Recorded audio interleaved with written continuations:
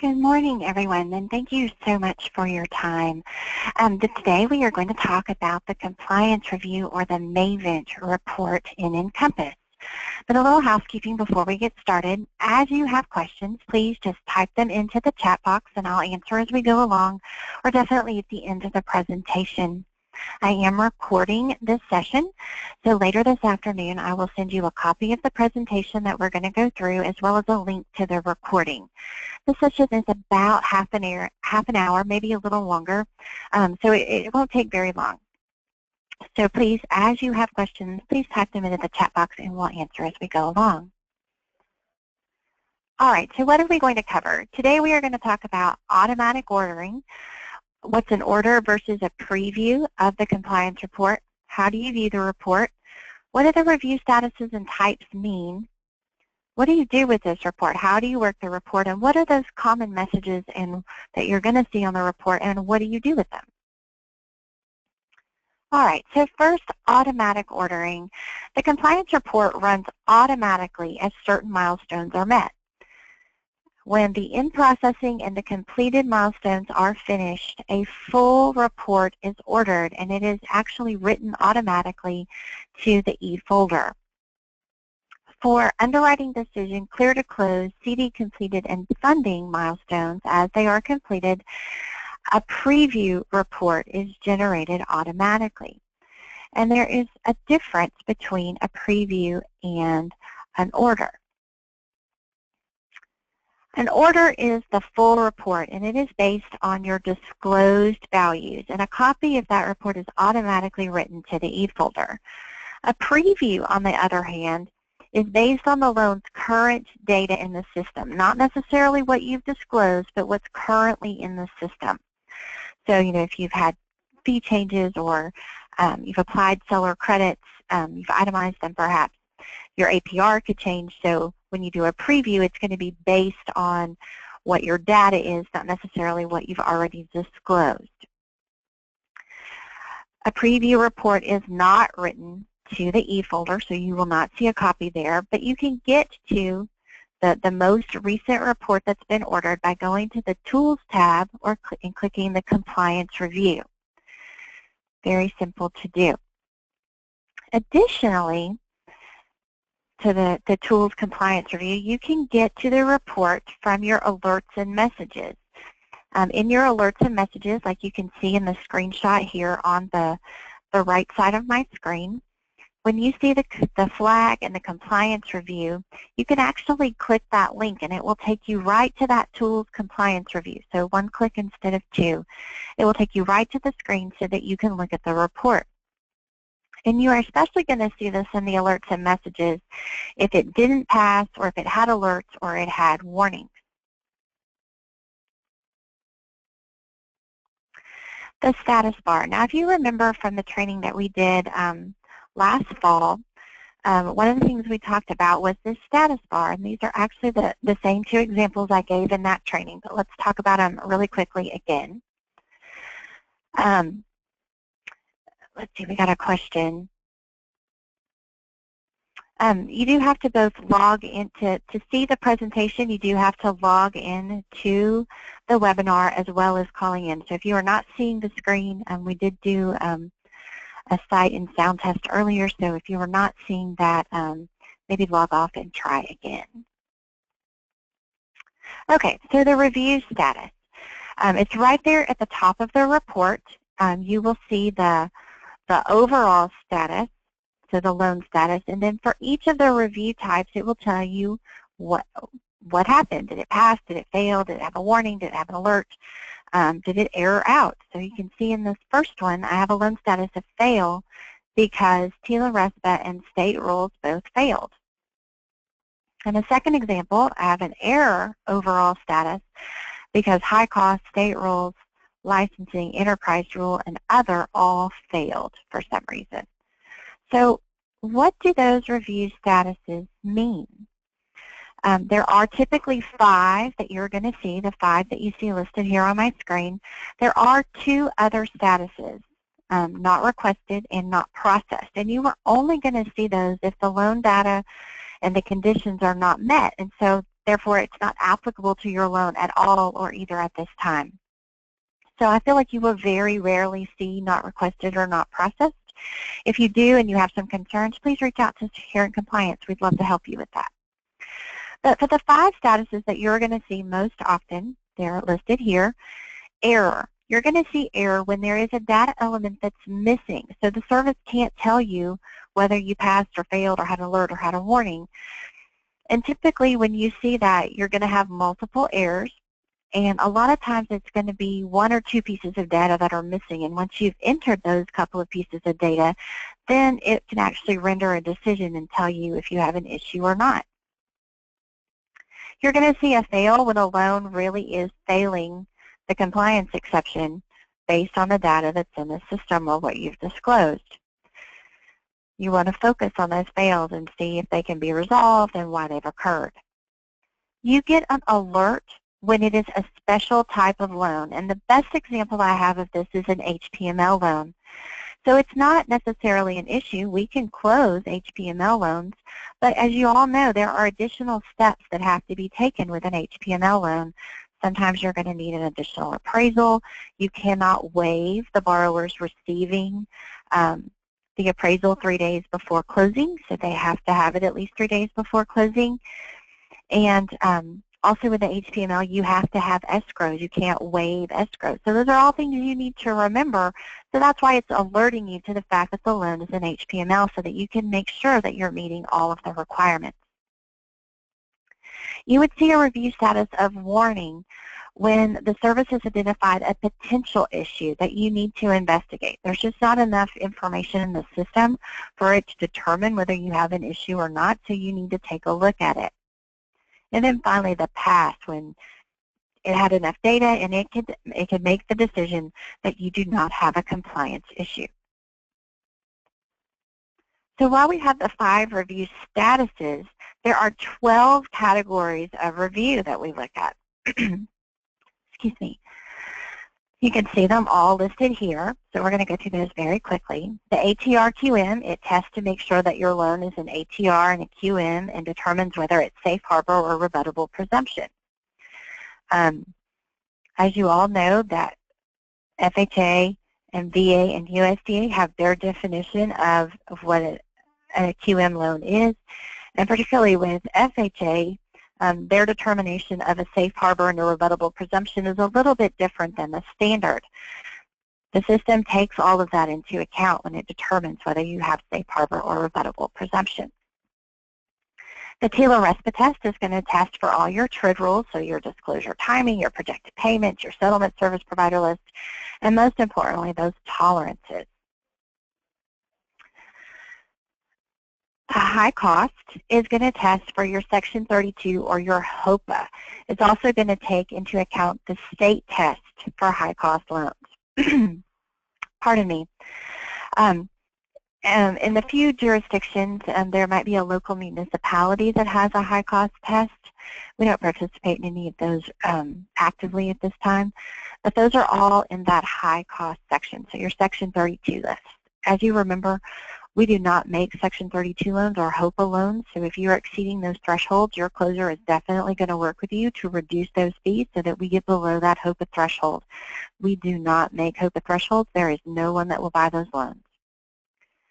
The next test is the higher price test, and this is your HPML test or TILA Section 35. So it's going to determine whether you have an HPML loan or not.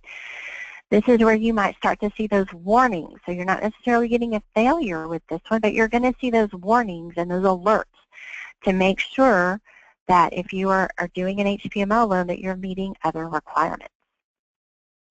The state rules test for very state-specific things, so your higher cost, your prohibited fees are what we see most often.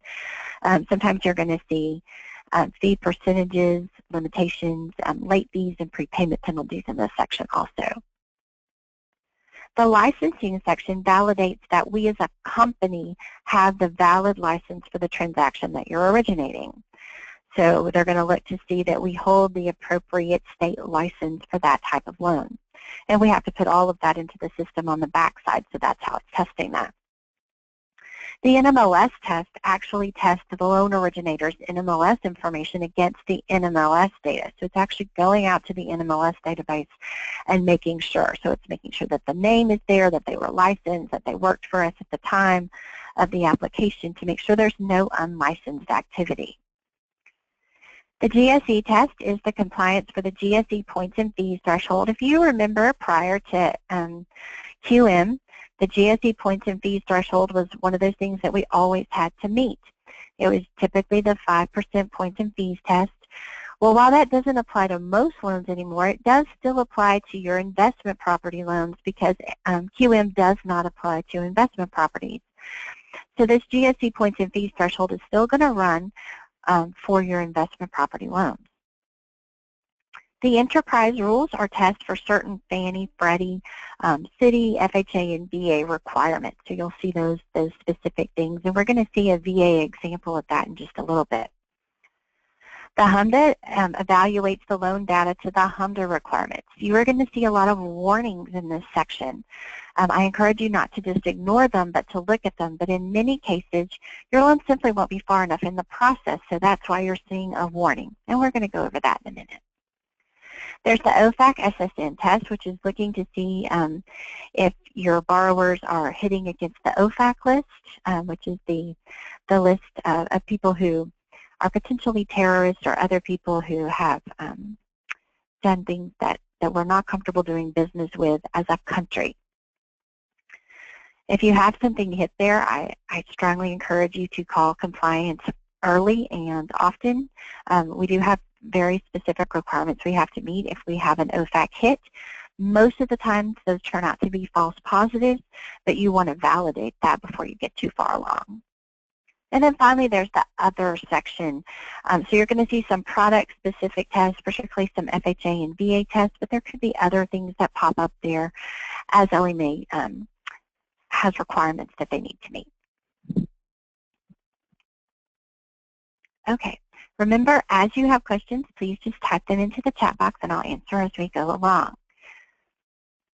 All right, so you've run this report and now you have it. What do you do with it? You see the status bar, and you should really focus on those errors, the fails, the warnings, and the alerts. And I would almost focus on them in that order. That can help you work the report most efficiently.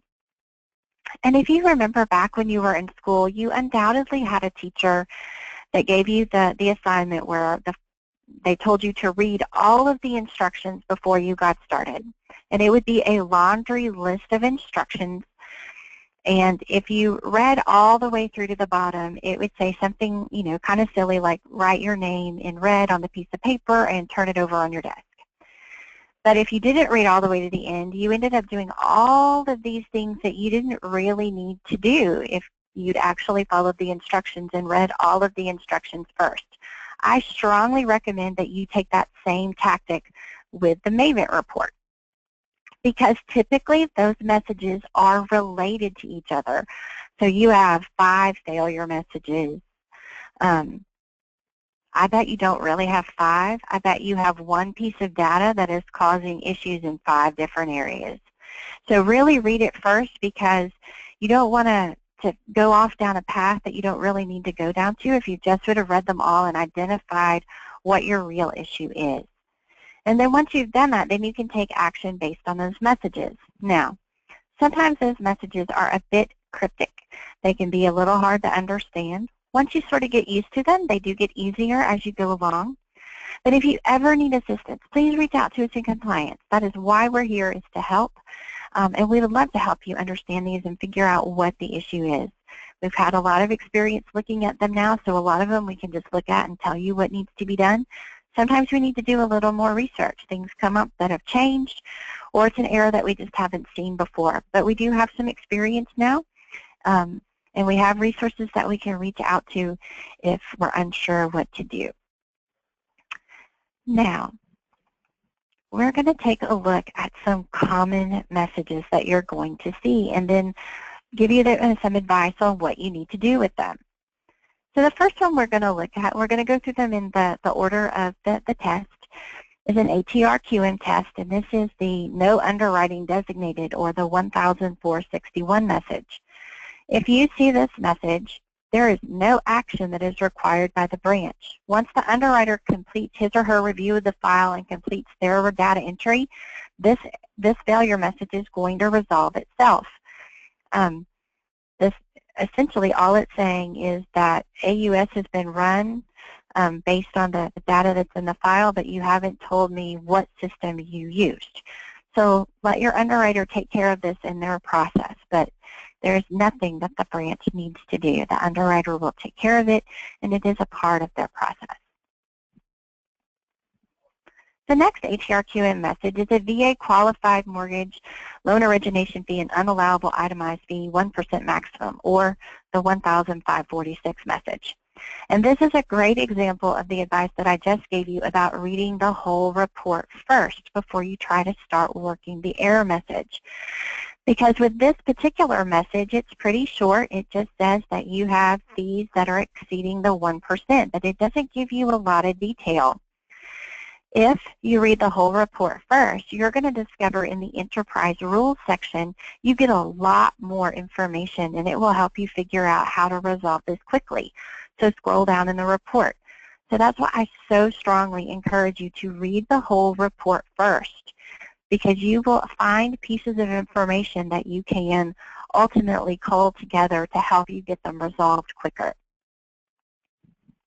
So we are going to look at that Enterprise Rules message in just a few minutes. The last ATR-QM message we're going to look at is this one. It is the 5850 message. And this is essentially saying you have a qualified mortgage type of general qualified mortgage, but it's not valid to your ability to repay type of ATR standard. So you have a mismatch in your data. You would not have a general qualified mortgage and an ATR standard. Those two things just don't go together, so that's why you're getting this message. Typically, this is an underwriter screen. This is a screen that they work through. They may have had to do something, a piece of data was missing, so let your underwriter handle this one if you happen to see it. But there's nothing that the branch needs to do, but it is a mismatch of data. And once that data is corrected, then the error should resolve itself. Okay, so now we're going to talk through some of the TILA RESPA messages that you might see. And this is the Mavent message 5929. And it says the estimated total maximum payment amount in column 1 of the disclosed loan estimate projected payment table does not match the value in the system calculated projected payments table. And then it goes on to show that your disclosed projected payment contains a value of, in this example, $1,287, and the calculated projected payment table is $1,283. What do you do with this? Essentially what this is saying is that since you last disclosed, your figures have changed in Encompass. So you need to look at this and determine, do I need to redisclose or am I okay? So if you looked at this projected payments table, so you looked at your last disclosed and you looked at what your current LE1 screen shows, and you see that it is your escrows have changed. Maybe they've increased, maybe they've decreased, like in this example. Redisclosure is not required. You can redisclose to your consumer, but it is not required. So this would just be a warning. And like we discussed earlier, warnings are there because it can't determine whether there's an issue or not. So it needs you to do some looking around. So in this warning, I went from 1287 to 1283, and when I looked at the loan, I discovered that we had the real escrow amounts now. We had been working with projected amounts. They turned out to be a little high, and once we got the actual amounts, my payment went down just a little bit. I didn't have to redisclose because everything went down. I could if I wanted to, if I knew that my borrower needed to see that or wanted to see it, but I'm not required to do so, so that warning isn't an issue. However, if I had looked at this loan and I discovered that my P&I payment had increased because my lock amount or my loan amount changed, then redisclosure is required. I do need to give that to the borrower. Remember, when you're redisclosing an LE, that If you're getting close to your closing date, your borrower has to receive, not just you send it. They have to actually receive that final LE, which means they need to, if you're sending it electronically, they need to open it and sign it to prove that they received it. If you're delivering a hard copy, we need that signed copy back from them to prove that they received the disclosure before we can send out that closing disclosure. So that's why these warning messages, you may not have an issue like in that first example with the escrow, but you could have an issue if maybe your P&I changed because of your lock or your loan amount. So you need to pay attention to those and look at them. Our next TILA RESPA message is the Mavent message 5592, and this is one related to the tolerances. So in the first example here, you can see the following fees increased from the amount disclosed on the loan estimate set on 2016-07-12, and it shows me that my loan origination fee and my origination points increased. In the second example, my appraisal fee, my closing protection letter, and my attorney fees increased from my last disclosure. Here is what I most often see with these. If it is a valid change of circumstance, and you know, particularly in that first example, those changes were because I locked, I encourage you to go look at the disclosure tracking history, look at the reasons tab for that disclosure, and make sure that your change of circumstance was completed. If you did not complete that change of circumstance on the LE1 screen before you issued the loan estimate, you're going to see one of these failures. And that, in the case of the first one, the loan origination fee and the origination points, if you didn't click that this was a lock-related event, you're probably going to see this as a failure for the tolerance. So go look at that if you believe it was a valid change of circumstance.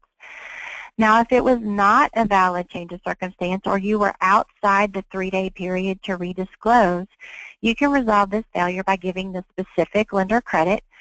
So in the case of the appraisal fee in that second one, typically there is no valid change of circumstance to increase the appraisal fee. We know who the provider is going to be, or we have control over who the provider is going to be. We don't give the borrower the ability to shop.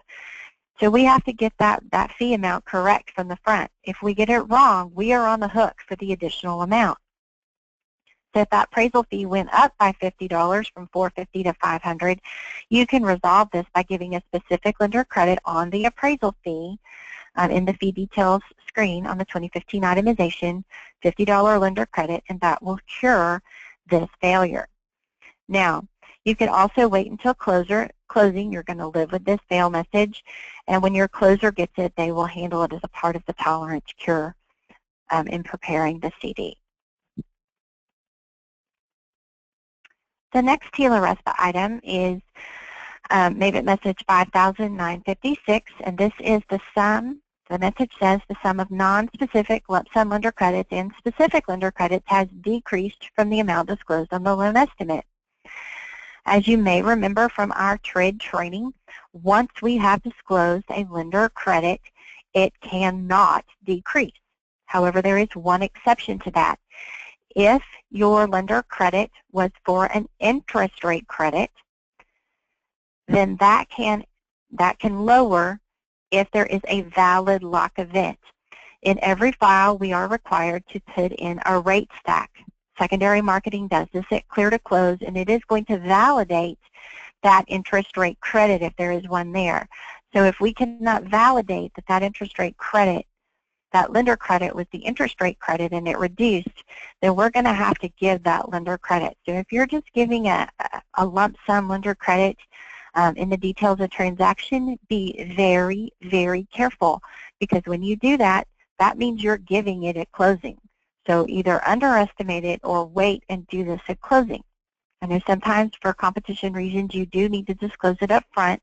I just ask you to be very careful and very cognizant of it. And as always, you've heard me preach this to you a million times, look at that loan estimate screens in Encompass before you send it to the consumer. I've had several people recently not looking at it and give lender credits that they didn't intend to give, And if they'd have just looked at the screens before they produced the loan estimate, the whole issue could have been avoided. So look at it before you send it. You have complete control of that. And if you choose not to do it, you're essentially saying, hey, yes, I'd like to give this lender credit. And I can't do anything to help you when you call me to say, but I didn't mean to do it. I can't help you. The regulation is very clear. Once you've disclosed it, we're giving it.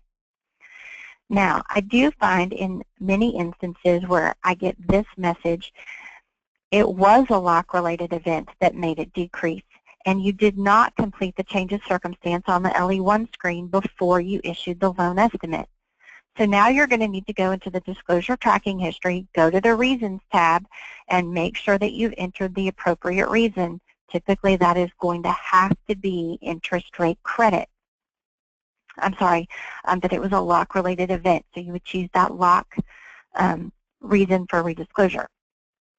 Now, if it was not for a valid change of circumstance or you are outside the 3 days, you need to go ahead and give that lender credit. Just add it back.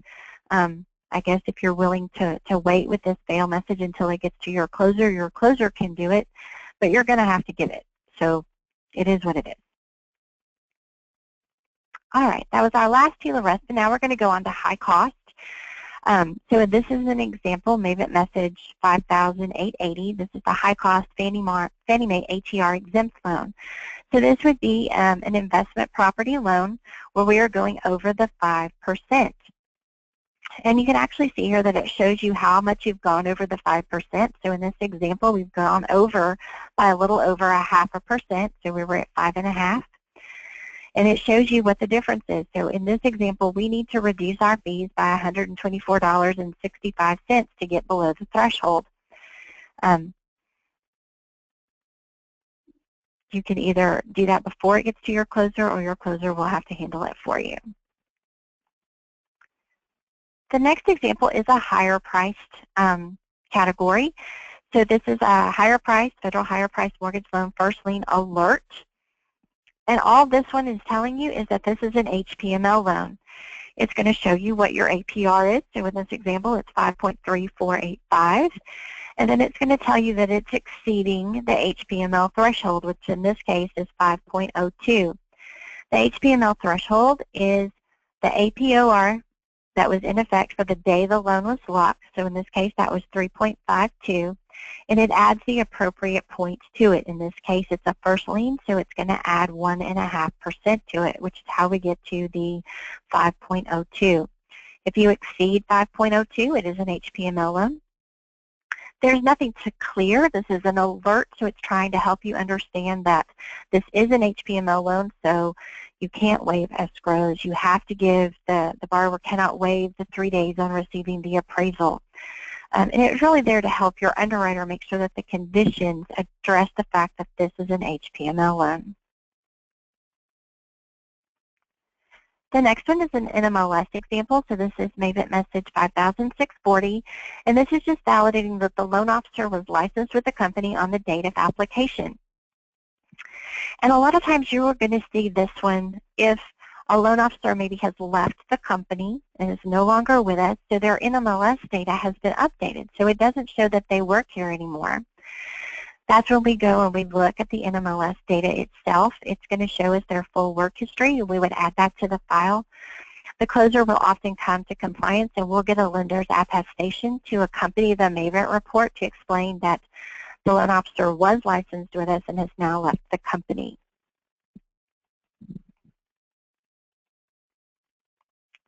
Okay, so you remember back in the ATR-QM, we had the VA loan fees fail, we exceeded the 1%. And I told you if you scroll down to Enterprise Rule, you would find more information. So that's where we are now. We've scrolled down in the report, and we're here at the Enterprise Rule section. And here in this section, it actually gives us a lot more detail, as you can see. You can see that we are actually over by 0.0028% of the 1%, and we're actually only over $5. And you can see all of the fees that are included in that VA 1% limitation. So what do you do if you get this message? There are a couple of things you can do. If you have a seller credit that you've entered as a lump sum. If you start itemizing that seller credit, that will take care of this usually. If you don't have a seller credit or you've already done so and you're still exceeding the 1%, then we will have to reduce fees. We cannot exceed the 1% on a VA loan. VA will not accept the loan. It's a good test, and this section really does help you very quickly figure out where your issue is. But those seller credits are often what's going to help you overcome this message. All right, you've all been Encompass long enough now to know that you often see just a laundry list of warnings in the HMDA review section. So you have a review for your action taken, for your action taken date, your action taken type, your census tract, your type of purchaser. Particularly with your action type, your action date, and your type of purchaser, you're getting a warning here because we simply aren't in a part of the process in the moving through the milestones for those fields to be completed. Those fields are not completed until your loan is actually finalized, whether that's an adverse action or whether it's originated. So those fields wouldn't be complete, so it's perfectly appropriate for it to be a warning. Now that census tract one, you should probably pay attention to that one. If you've gotten your appraisal back, you have a census tract. Usually when you run the Mavent report for the first time, it goes out and it actually calculates and works with the FFIEC, the Federal Financial Examinations Council. They have a software that will actually geocode for you. Once you run that Mavent report the first time, it normally completes that census tract field. So if you have one of those coming up, your MSA, your state code, your census tract isn't fulfilled, reach out to us here in compliance and we can help you with that.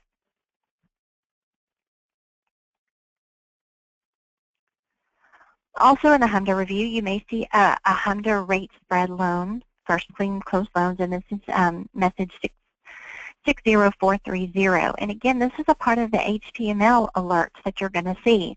And it's almost the same message that you saw earlier. This one was actually from the same loan, so you can see that's the same APR, the same rate threshold. So that's why I so strongly encourage you to read all of the alerts and the messages, the errors, the fails, the warnings. Read the whole report up front because they're all going to be related. So you had 2 alerts on this loan, but they were both telling you the same thing, that this loan is an HPML loan. Your underwriter is going to look at that loan when they see that it's an HPML and make sure that the appropriate conditions are added to the file so that we close it appropriately. All right, if you have any questions, I would be happy to answer them. I did get one question. Is the ATR-QM screen required on a VA loan? Typically, yes, that ATR-QM screen is required on every loan. Something is going to be completed whether the loan is applicable to ATM-QM or not. So if you have an investment property loan, all of the fields might not be completed, but there will be one that says it is ATR exempt, which will then make the other fields go gray and you wouldn't populate them. It is a screen that the underwriter is responsible for. It's in the underwriter's flow. So if you're having questions there, but yes, it should be completed for all loans. As you are reading Mavent reports and you have questions about them, please feel free to reach out to us here in compliance. We would be so happy to help. Like I mentioned earlier, we've gotten pretty good at recognizing them, and the ones that we're not sure about, we've gotten much better at being able to quickly identify how to find the answer for you.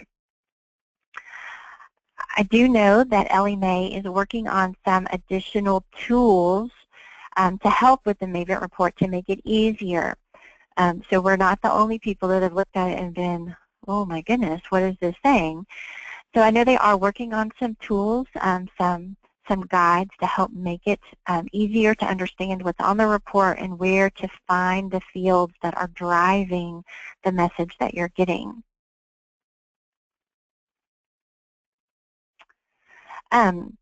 So I had a question on how to access this report in Encompass. Let me see if I can log into Encompass. It is pretty easy to get to. I talked about this right at near the beginning of the call. I think I typed my password wrong.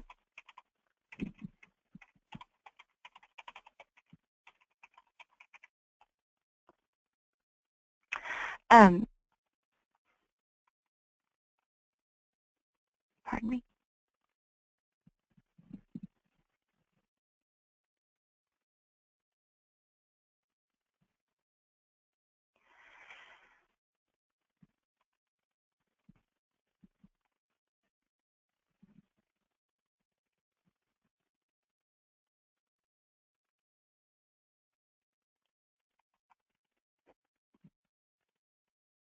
Okay, so if you're in a loan, and I'll be in this loan in just a second, there are a couple of ways for you to see this report. You could have an alert here that says compliance review, and you can actually click the alert and go right to the report. But you can always click tools and click compliance review right here. And that is going to bring up the report. If you have been working in the file and you want to see what those changes did to your report, you can click preview. I strongly encourage you to use preview. It is going to rerun the test based on the data that's in the loan file. I don't want you to use order typically because it is going to be based on what you've disclosed. So if you're just changing data but you haven't actually redisclosed anything yet, that order is not going to help you. The order is going to run automatically at a couple of points in the process. It runs automatically when the in processing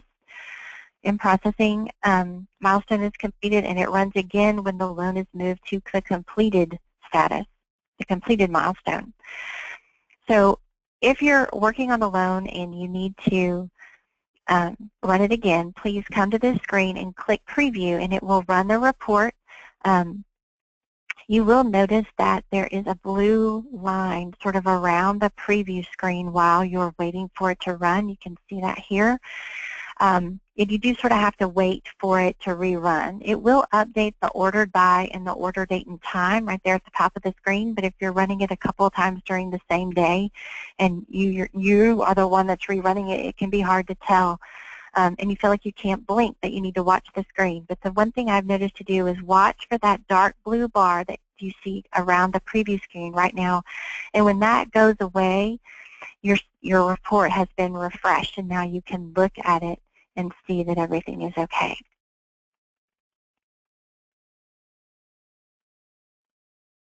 All right. If there are no other questions, I would like to thank you for your time today. I do appreciate it and all that you do. I have been recording this session, so I will send you later this afternoon, all of you that have attended, a copy of this presentation along with a link to the recording. Also, if you ever have any questions, please reach out to us in compliance. We would be so happy to help. Thank you all so much for your time and for all that you do for Benchmark. And if we can be of any help, know that we're here for you. Thanks so much and have a great day. Bye-bye.